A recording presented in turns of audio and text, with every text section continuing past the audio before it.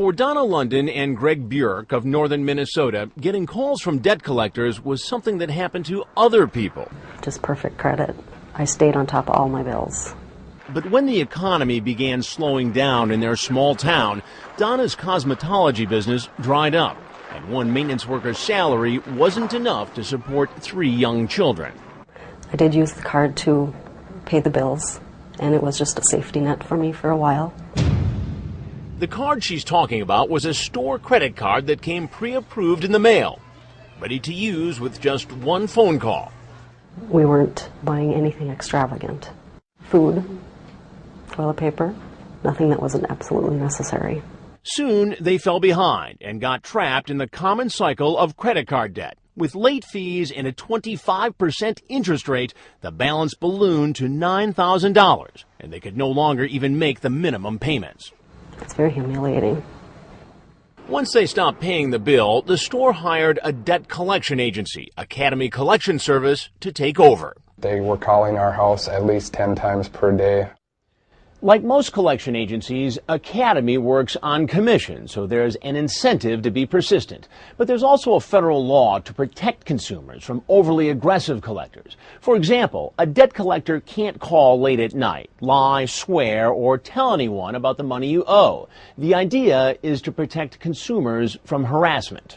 I totally believe that if you owe debt, you have to pay it back. At first, Greg says, he tried to explain why his family couldn't pay the entire bill. I tried to offer some sort of payment plan, and they were unwilling to accept anything I could offer.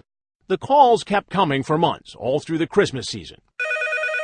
When the phone rang on December 31st, Donna thought it was more of the same. When I seen it on the caller ID, I didn't even get up to answer the phone because I was nursing my baby. I was just going to let it go. 8:29 a.m. But when Donna listened to the message a few hours later, she froze. This was a collection call like none she had heard before.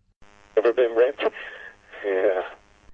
The message said, "Have you ever been raped?" And then the guy laughed. My first reaction when I heard it was, I can't be hearing this. So I replayed it. As a woman, that's got to be one of the most terrorizing things you could ever hear. Donna was home alone with the children. Greg was at work 45 minutes away. Should I grab the kids and go to my parents? Should I grab the kids and just get away? When Greg got home, they immediately called the police. Officers confirmed the call came from Academy Collection Service and referred the case to local prosecutors, citing illegal telephone harassment. But no charges were ever filed against the company. I don't understand why people could do this to me or to anybody. This is not a good thing. You cannot do this to people. I think it would be hard to surprise me with anything a debt collector could do to collect a debt. Attorney Peter Berry has sued hundreds of debt collectors and represents Donna and Greg in a federal lawsuit against Academy Collection. Why would a debt collector leave a message saying, "Have you ever been raped?" To stir up emotion. What better way to get somebody to return a call than leave a shocking message like that and see what happens? Berry says that in tough economic times, some collectors turn to more abusive tactics to earn their commissions. The Federal Trade Commission reports that it gets more complaints about debt collection than any other industry. I've seen everything from physical threats, profanity, threats to the workplace.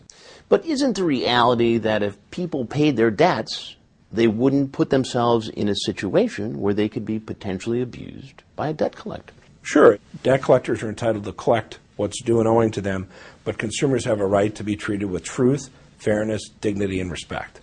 The fact is that the track record is excellent. Roseanne Anderson is the lead attorney for ACA International, the nation's largest debt collection industry trade group.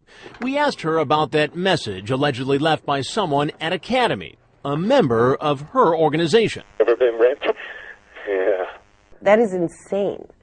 That is ludicrous. That has nothing to do with debt collection. If any one of our members actually had to face me and say, "Oh, sure, we do that all the time," I would be shocked, and I probably wouldn't be sitting here representing the industry. In a letter to Dateline, a lawyer for Academy Collection says he has not had an opportunity to determine if the message actually came from the company. And he says Academy does not tolerate abusive conduct. and swiftly fires collectors who break the law. But in fact, Academy has a history of violations. The federal government recently sued the company, and Academy paid a fine of more than $2 million for what prosecutors called harassing and abusive tactics. Whether it's correct or not, debt collectors have this image of phoning at all hours, harassing people. Where do you think that image came from? I know that it's outdated in terms of a stereotype. But I also know that it came from the bad acts of a few. So you would say this is a minority of the debt collectors getting a majority of the attention? Absolutely. So do most collectors follow the rules as the industry spokesperson says, or is breaking the law standard operating procedure? Do you all work together? Oh, yeah. Coming up, we talk to a group of people who make collection calls for a living and bring our hidden cameras along.